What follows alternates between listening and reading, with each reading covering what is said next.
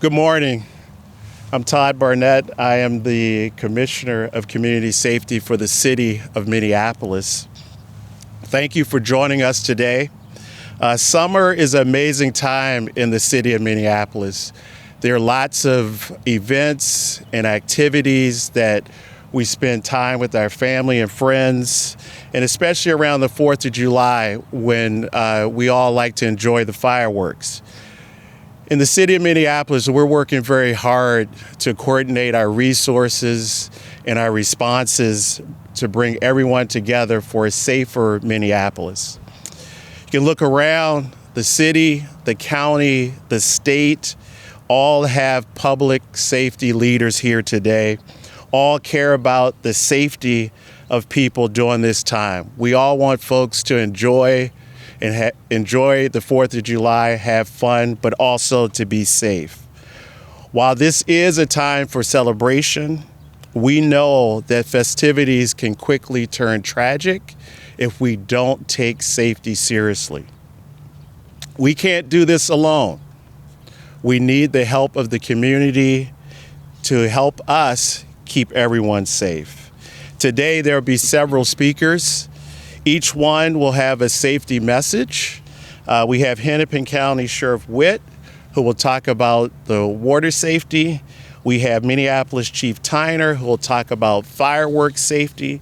We have Minneapolis Police Chief Ojado, who will talk about the road closures for the red, white, and boom celebration. We have Lieutenant Lee here from the State Patrol, and he'll talk about the importance of having a sober ride. And we have the Minneapolis Emergency Communications Center Director Hodney, who will discuss the importance of keeping the lines at 911 open for real emergencies during this time. But first, I'm going to invite Minneapolis Police Chief O'Hara to come up and talk about the dangerous use of fireworks and also about violence during this time. Chief?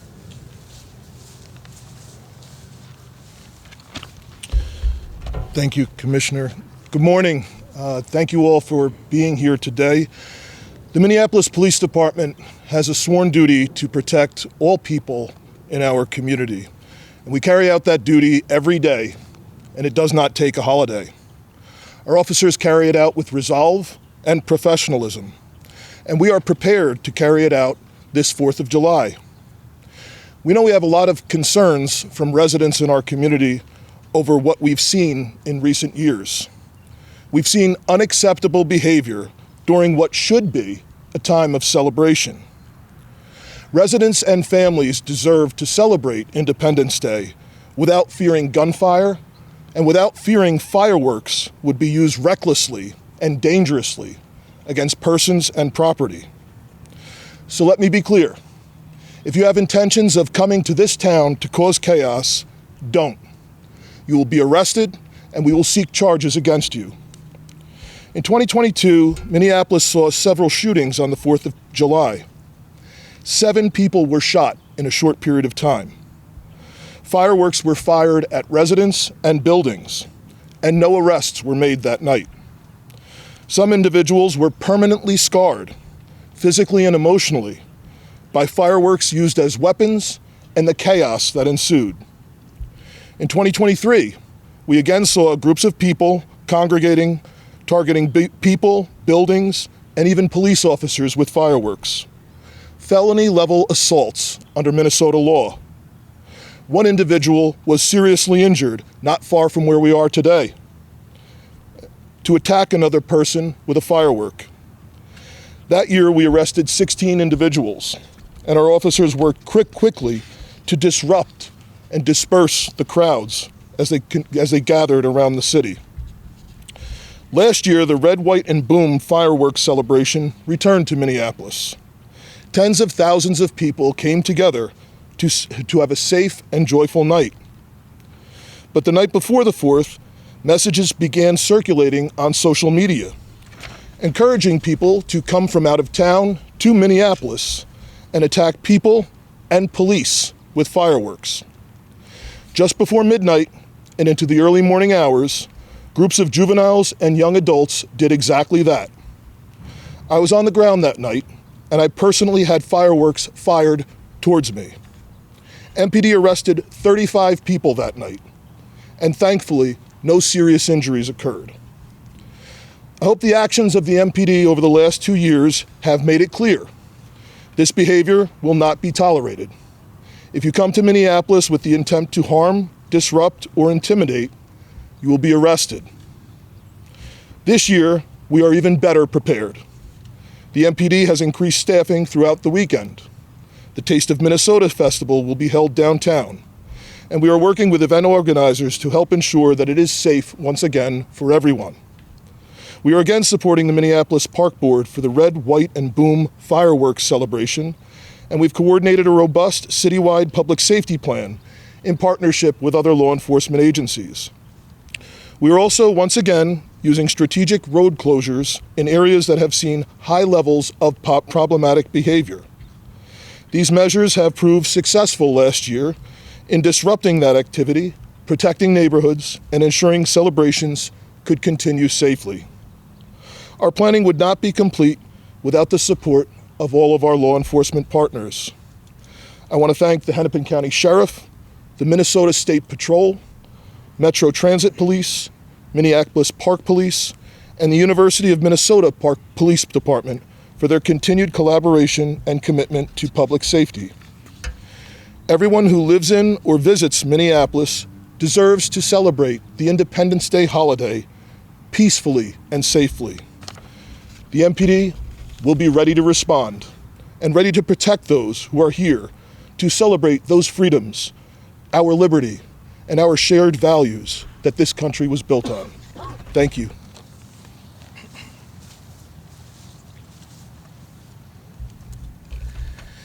Good morning, everyone. Hello, I'm Dewana Wood, Sheriff of Hennepin County. As you've heard, efforts on land throughout the July 4th holiday weekend will increase. The Hennepin County Sheriff's Office wants everyone to experience a safe holiday celebration. That means we will be taking extra measures to prevent anyone who wants to disrupt our community. We will be doing that with Criminal Intelligence Division, who will be monitoring activity leading up to and throughout the weekend. We will also have added patrol deputies to assist our local agencies, as well as increase DWI enforcement. It's already been a busy summer. We want this weekend to be about celebration, not devastation.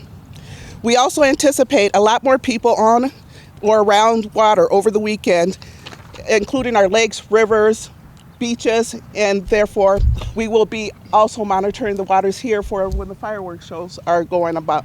The Hennepin County Sheriff's Office Water Patrol Unit will have extra deputies around Hennepin County doing proactive law enforcement and public safety response on the waterways. Please take precautions, especially for those who are the most vulnerable in water. Wear a life jacket. Make sure your children wear their life jackets. Always supervise children in and near the water. There's been a lot of rain recently and our lakes and rivers are high. Make sure to allow for all cautionary signs and warnings are abided by. And remember, if you drink on a boat, it's the same penalty as drinking and driving a vehicle. We will be enforcing BWI as well as DWIs throughout this weekend. So for everyone, I hope you have a very safe and happy 4th of July weekend. Everybody needs to do their part in keeping our community safe. Thank you. And now I'll hand it over to Chief Tyner. Thank you.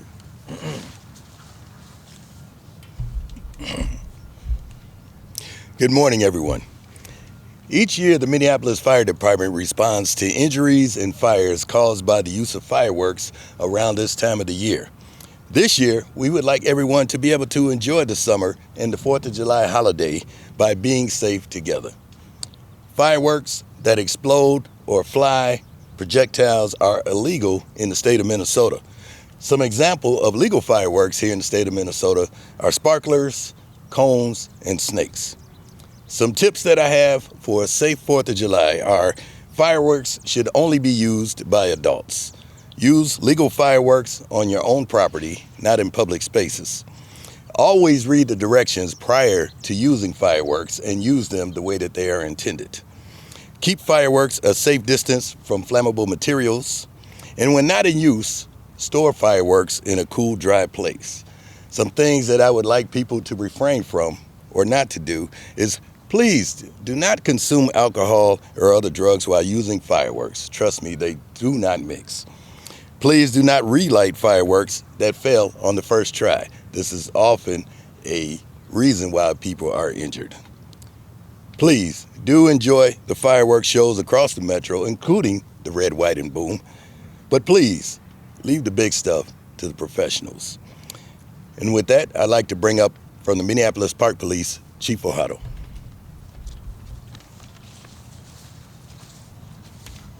Good morning, everyone. My name is Jason Ohado. I serve the Minneapolis Park and Recreation Board as the Park Police Chief. I'm also joined today by Superintendent of Parks Al Bangora. The Minneapolis Park and Recreation Board is excited to once again host the Red, White, and Boom Independence Day celebration. There will be Independence Day activities throughout the course of the day, and a schedule of those activities can be found on minneapolisparks.org. The culmination of the day will be fireworks, which will take place on the central riverfront at 10 p.m. We are asking people who attend the fireworks show to pay close attention to their hydration and to the weather forecast. There are storms currently in the forecast, and it looks like it's going to be a very hot day. I want to highlight a couple of parkway closures that will take place over the 4th of July weekend so people can prepare their travel plans in advance. On the 4th of July, West River Parkway will be closed from Plymouth Avenue until 11th Avenue from midday until the morning of July 5th. Main Street Southeast will be closed from East Hennepin Avenue to 6th Avenue Southeast from the afternoon of the 4th, again until the early mornings of July 5th. Boom Island Park parking lot will be open for disability parking only from 10 a.m. on the 4th of July. In addition, there's a special event taking place at Lake Harriet on July 4th, and Lake Harriet Parkway will be closed from approximately 7 a.m. until 11 a.m. Over the July 4th weekend, beginning the evening of July 3rd through Sunday, July 6th, segments of Bidet-McCoska Parkway will be closed. West Bidet-McCoska Parkway will be closed from Xerxes Avenue South to Richfield Road, and East Bidet-McCoska Parkway will be closed from Lake Street to 36th Street. In addition to Park Police staffing the Red, White, and Boom event, many Park Board staff will be out in the field representing the MPRB as ambassadors. They will be identifiable, and they will assist us in our efforts to head off safety issues from the inception throughout the day. Superintendent Bangora is wearing the type of vest Park Board staff will be wearing on July 4th, so they will be throughout the park system, not just at the Red, White, and Boom event. Thank you, and with that, I'd like to introduce Lieutenant Lee with the Minnesota State Patrol. Thank you, Chief. Good morning, everyone. I'm Lieutenant Mike Lee. I'm the Public Information Officer for the Minnesota State Patrol. To help ensure that everyone has a safe and enjoyable 4th of July weekend in Minneapolis, the State Patrol will be dedicating extra patrols in the city. Also, we'll be engaged in extra enforcement across the state to help locate and arrest impaired drivers. Understand this, when you ingest alcohol and or impairing substances, it increases your risk of injury and fatal crashes if you get behind the wheel. This is an unnecessary risk, and the consequences can be devastating. In the last 5 years, there are over 1,500 DWI arrests on this weekend alone. We don't want people to be part of this awful statistic. We want people to have a safe and enjoyable holiday weekend. Another message that we want to portray is to advise people to not stop on the 35W bridge to watch the fireworks. We understand this can be tempting, however, it's extremely dangerous and poses a risk to the first responders that respond to this call. It also overfloods our 911 calling system of unnecessary stopping on the freeway. Again, we want everyone to have a safe and enjoyable 4th of July, so please plan ahead and make good decisions. I'll now turn it over to Director Hodney.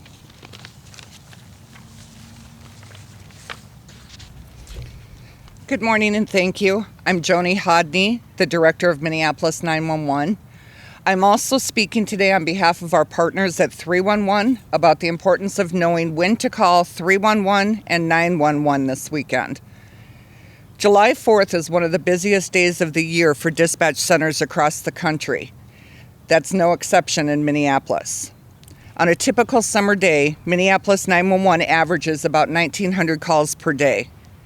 That number jumps to 2,200 on the 4th of July, which may not seem like much, but most of those added calls are concentrated in the late evening hours when residents begin to complain about fireworks noise. If someone calls 911 for something other than an immediate emergency, emergency lines and responders could be unnecessarily busy. This will delay critical help for people experiencing time-sensitive emergencies like heart attacks, house fires, or violent crimes. Our partners at 311 thankfully take a lot of the pressure off of emergency dispatchers by providing critical but not time-sensitive services. Because of that, it's critical to remember that 911 should only be used for life-threatening or time-sensitive emergencies. Calling 911 when it's not urgent can delay help for someone in real danger. With that in mind, when calling 911 related to fireworks, please use the following guidelines. Please call 911 if someone is injured or needs medical help. Call 911 to report an active fire. Call 911 to report if fireworks are being used recklessly and putting people or property at serious risk. And finally, please call 911 if you see a situation involving fireworks is escalating into violence or poses an immediate threat. You should call 311 for reasons that don't require an immediate response, such as noise complaints and observing illegal use that isn't threatening life or property. 311 reports can also be made through the 311 mobile app, through the city's website, or by texting fireworks to 311-898. To follow up on those reports, help handle the large volume of non-urgent calls, and to support the callers during the various activities in the city of Minneapolis that comes during the 4th of July holiday weekend, 311 will be open during the day, both Saturday and Sunday. Again, it's crucial to keep 911 open to ensure that first responders can quickly reach priority calls, save lives, and protect property. And I will turn it back over to Commissioner Barnett. Thank you. Before we take questions, I just want to acknowledge one other person, and that's Amanda Harrington, who's here, and she is the Director of Neighborhood Safety. We'll take questions if you have any. Chief O'Hara, if you can speak to the increased staffing, just help put it into context how much we've increased staffing for this time. So the question was, if I could somehow put into context the increased staffing that will be on this weekend. So there will be more officers working this weekend this year than there had been either of the last few years. That is both because of the Taste of Minnesota festival that's happening this weekend, as well as increased staffing for the night of the 4th of July, both for the Red, White, and Boom festival, as well as additional Minneapolis police officers, patrol officers, specialty teams, and others that will be available in the event that we have to make mass arrests this year, as we did last year. And I just want to be clear, because I know a lot of residents in the community are aware of this. The problem we've seen over the last couple of years are a small group of individuals in a large crowd that use fireworks as weapons. And I want to be clear, if people within that crowd are encouraging that behavior, are contributing to what can be a riotous situation, those people will be arrested too if they do not disperse. And that's exactly what we did last year, and people got charged for it. So I can't reiterate enough, stay away from that behavior. If it's your intention to come here and cause that kind of chaos, don't. We'll be prepared to arrest you. Chief O'Hara, maybe Chief Ohata as well. I know one of the strategies we've seen in response to some of the recent events has been a fair amount of closing of parks early, the parking lots associated with these taxpayer-funded parks right now, Bidet-McCoska early, as well as Boom Island in response to recent events. The question is there any evidence to show that these deterrents work? So the question was around the limitations, I think, of The early parking. closures of parking and do those deterrents work? So park hours have not changed at all. Park hours remain established through ordinance. Developed parks close at midnight, undeveloped parks close at 10 p.m. Again, that has not changed. What we have done is some strategic limitations for parking lots or parking bays to close vehicle access at earlier points in the evening. And at Bede-Makaska, the early results are that it has been very helpful. I guess, how are you gauging that?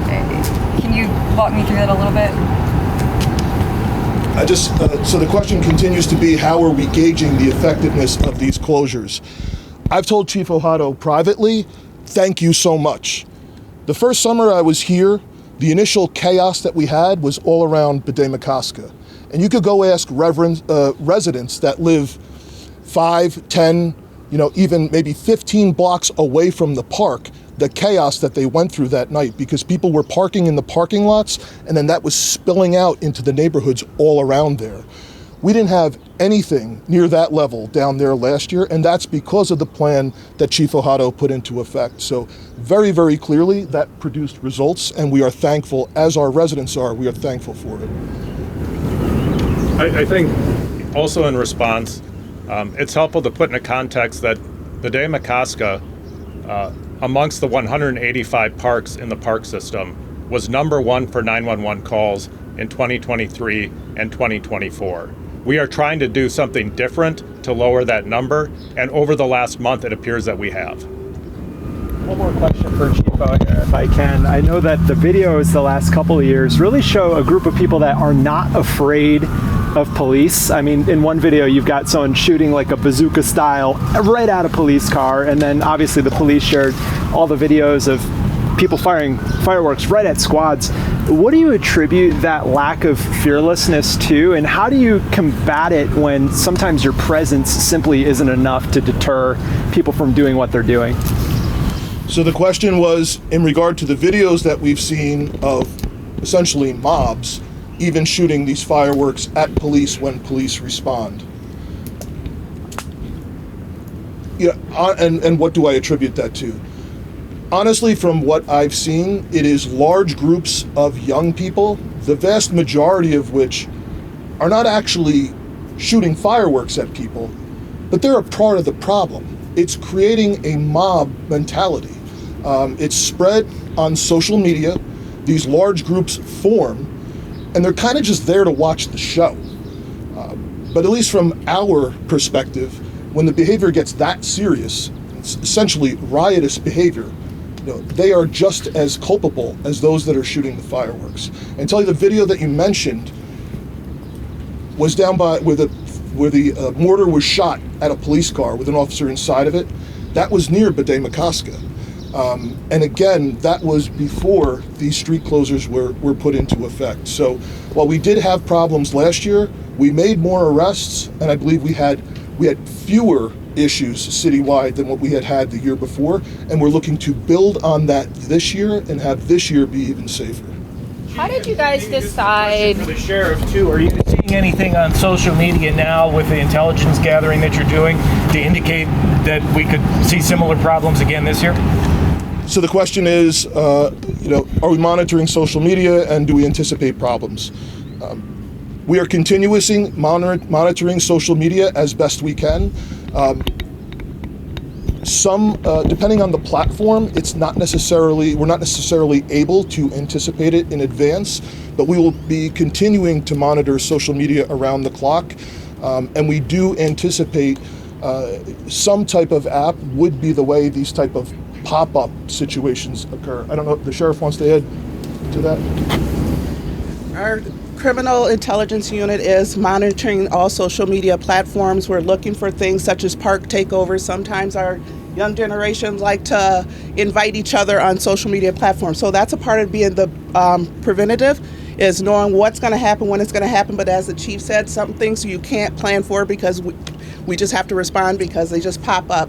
But we do know that our analysts are making sure that they are combing through social media every day prior to the 4th of July so that we can be as preventative as possible from these things from happening, especially like park takeovers.